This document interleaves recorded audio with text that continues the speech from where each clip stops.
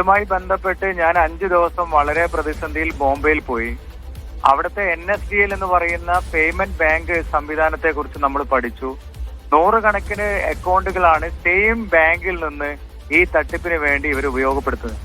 ഞാൻ മനസ്സിലാക്കുന്നത് ശരിയാണെങ്കിൽ മാഡം, പേയ്മെന്റ് ബാങ്ക് എന്ന് പറയുന്നത് നമുക്ക് ഒരു ഫോട്ടോയോ ആധാർ കാർഡോ ഉണ്ടെങ്കിൽ നമ്മൾ കൊടുക്കുന്ന ഫോൺ നമ്പറിലേക്ക് OTP വന്ന് ആ OTP സ്വീകരിച്ചാൽ അക്കൗണ്ടിന്റെ ആക്സസ് മൊത്തം നമുക്ക് ഉപയോഗപ്പെടുത്താം.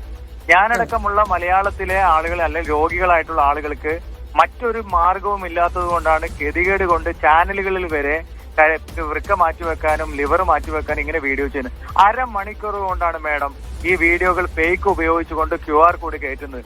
കൃത്യമായി മലയാളികളുടെ കരങ്ങളുണ്ട് എന്ന് പറയാനുള്ള ഒരു പ്രധാനപ്പെട്ട കാര്യം എന്ന് പറയുന്നത് വളരെ പെട്ടെന്ന് എവിടെയൊക്കെയാണോ ഈ അക്കൗണ്ട് നമ്പർ വെക്കേണ്ടത്, QR കോഡ് സ്കാൻ ചെയ്യേണ്ടതെന്ന് മനസ്സിലാക്കിക്കൊണ്ട് ഇത് കൃത്യമായി അറിയാവുന്ന ആളുകൾ മറ്റുള്ളവരെ വെച്ചുകൊണ്ടുള്ള വലിയൊരു തട്ടിപ്പാണ് ഇത്. അതാണ്, അത് മാത്രമല്ല നമുക്കറിയാം AI കാലമാണ്. നമുക്ക് ഒറിജിനൽ ഏതാ ഡ്യൂപ്ലിക്കേറ്റ് ഏതാണെന്ന് തിരിച്ചറിയാൻ പോലും സാധിക്കാത്ത. നമ്മൾ അവരുടെ അക്കൗണ്ട് ഹോൾഡേഴ്സ് ഐഡന്റിഫൈ ചെയ്തു. ഒരു ബാങ്കിൽ നിന്നും നമുക്ക് ലഭിക്കില്ല, KYC അപ്ഡേറ്റഡ് ആയതുകൊണ്ട് കിട്ടില്ല. ഒരു FIR രജിസ്റ്റർ ചെയ്ത് പോലീസോ ഗവൺമെന്റോ സൈബർ സംവിധാനങ്ങളോ ആ ബാങ്കുകളിൽ പോയി അതിന്റെ ഐഡന്റിഫിക്കേഷൻ നടത്തി ഞങ്ങൾ അവിടെ എത്തിപ്പെട്ട് ഞങ്ങൾക്ക് അവിടുന്ന് ഒരു ഐഡന്റിഫിക്കേഷൻ കിട്ടാൻ അനുഭവിച്ച ഒരു വലിയൊരു ഗതികെട്ട അനുഭവം ഉണ്ട് മാഡം. ഒരു നിലക്കുമുള്ള സംവിധാനങ്ങളോ സഹായത്തിനില്ല.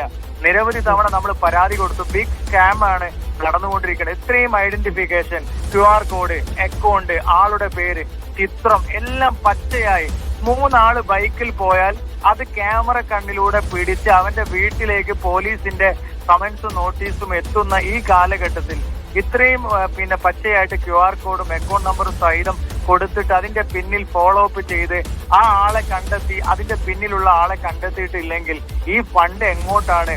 ഭീകരവാദത്തിനോ അല്ലെങ്കിൽ രാജ്യദ്രോഹ പ്രവർത്തനങ്ങൾക്കോ?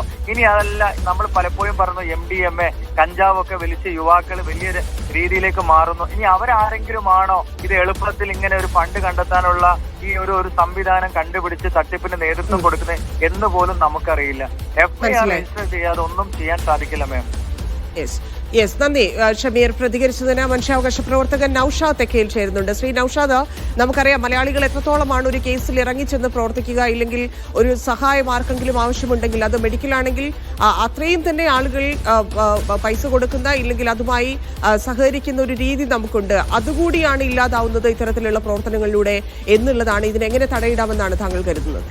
തീർച്ചയായിട്ടും നമ്മളൊക്കെ ഇത് കുറെ കാലങ്ങൾക്ക് മുമ്പ് തന്നെ സർക്കാർ സംവിധാനങ്ങൾ ഇതിനൊരു മോണിറ്ററിംഗ് സംവിധാനം ചെയ്യണമെന്നും ഇത് പരിശോധിക്കണമെന്നും ഉത്തരവാദിത്തപ്പെട്ട ആളുകൾ ഇതിന്റെ രക്ഷാധികാരികളായിട്ടാണല്ലോ ചില ഫണ്ട് പിരിവിനൊക്കെ ചില ആളുകളൊക്കെ സംഘടിപ്പിക്കുന്നത്. അവരൊക്കെ ഈ കണക്കുകളും കാര്യങ്ങളും രക്ഷാധികാരികളായി ആളുകളുടെ മുമ്പിൽ വന്ന് വലിയ ആളായി അങ്ങ് പോയാൽ പോരാ, ഇതിന് ശേഷവും ഈ കണക്കുകളും ഓഡിറ്റ് ചെയ്യാനൊക്കെ ഒരു ശ്രദ്ധയും ഈ ചികിത്സ കൃത്യമായി നടക്കുന്നുണ്ടോ എന്നും ഈ പാവപ്പെട്ട മനുഷ്യരെ കണ്ണീരും കഥനകഥയും പറഞ്ഞ് പിരിച്ചാൽ അല്ലെങ്കിൽ കേരളത്തിലെ മനുഷ്യർ ഒറ്റക്കെട്ടായി നൽകുന്ന സഹായം എത്തേണ്ടടുത്ത് എത്തുന്നുണ്ടോ എന്നുള്ളതും ചികിത്സ കൃത്യമായി നടക്കുന്നുള്ളതും അതേപോലെ ഹോസ്പിറ്റൽ മാനേജ്മെന്റുമായി നടന്ന് തീവെട്ടി കൊള്ള പോലെ നടത്തുന്ന അല്ലെങ്കിൽ 25 ലക്ഷം 30 ലക്ഷം രൂപക്ക് ഓപ്പറേഷൻ നടക്കേണ്ടത് 50 ലക്ഷവും 60 ലക്ഷവും രൂപ കൂട്ടിക്കാണിച്ചു കഴിഞ്ഞ് പണം തട്ടുന്ന നടപടികളെ എല്ലാവരും ഒറ്റക്കെട്ടായി ശ്രദ്ധിക്കുകയും അതിനെതിരെ ശക്തമായ നിയമ നടപടികൾ സർക്കാർ ഏജൻസികൾ നടത്തുകയും ചെയ്യണമെന്നാണ് എനിക്ക് വിഹിതമായിട്ട് പറയാനുള്ളത്.